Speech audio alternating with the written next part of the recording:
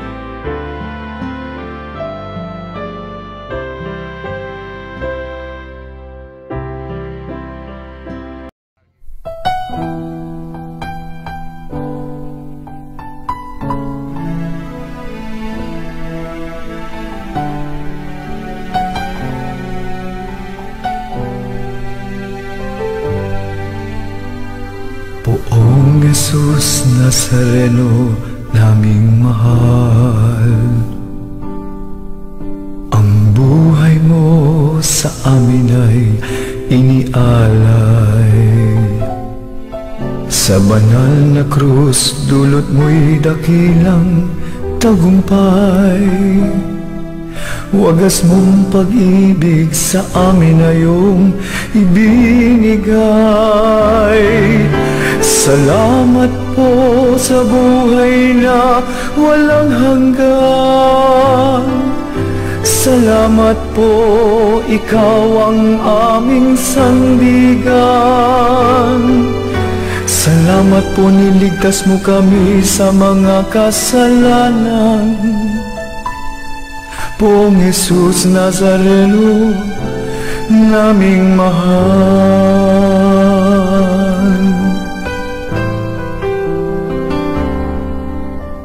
Poong Jesus Nazareno naming mahal, ang buhay mo sa amin ay inialay. Sa banal na krus, dulot mo'y dakilang tagumpay. Wagas mong pag-ibig sa amin na iyong ibinigay. Salamat po sa buhay na walang hanggan. Salamat po, ikaw ang aming sandigan. Salamat po, niligtas mo kami sa mga kasalanan. Poong Jesus Nazareno naming mahal.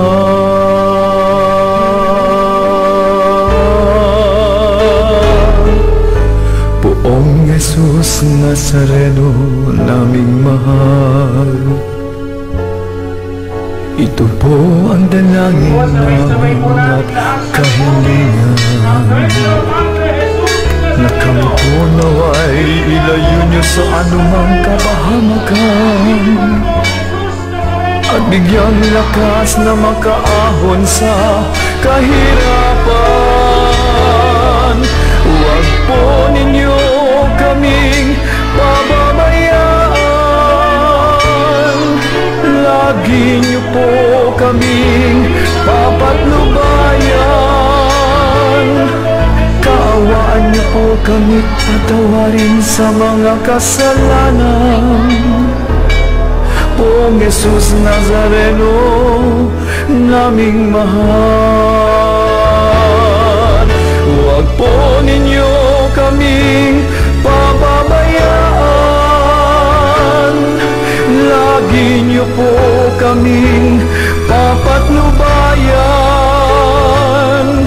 Kaawaan niyo po kami, patawarin sa mga kasalanan. Poong Jesus Nazareno, naming mahal. Ngayon, bukas at magpasawalang hanggan, ika'y lagi naming papupurihan. Ika'y lagi naming pasasalamatan. Poong Jesus Nazareno, naming mahal. Ika'y lagi naming pasasalamatan. Poong Jesus Nazareno, naming mahal.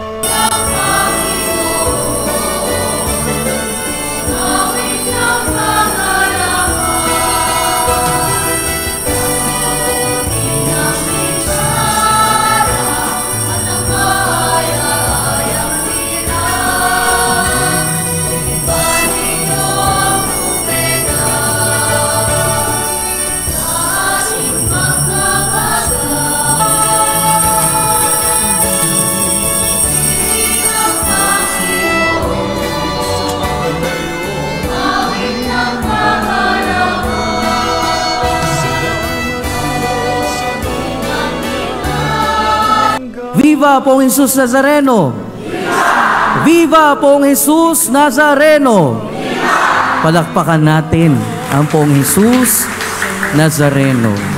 Pag tinitingnan natin yung ulo ng Poong Jesus Nazareno, nakabaon dyan yung tinik ng kanyang korona.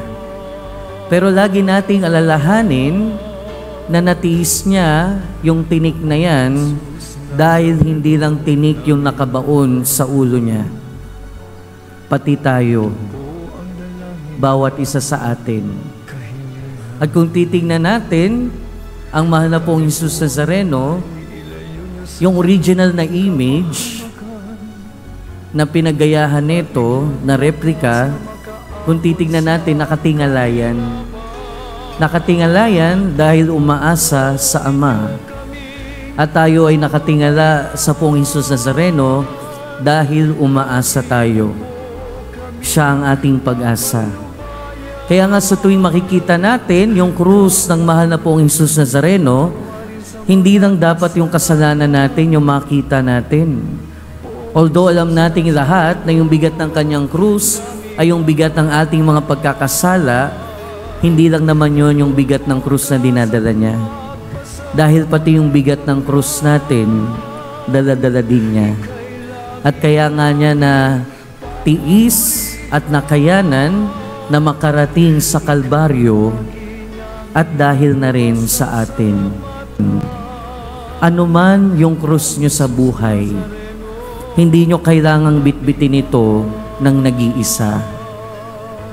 Pwede namang magpatulong. Pwedeng magpatulong sa kapwa at lalong pwedeng magpatulong sa Poong Jesus Nazareno. Pagpalain kayo ng makapangyarihan, mahabagin at mapagmahal na Diyos, ng Ama at ng Anak at ng Espiritu Santo. Amen.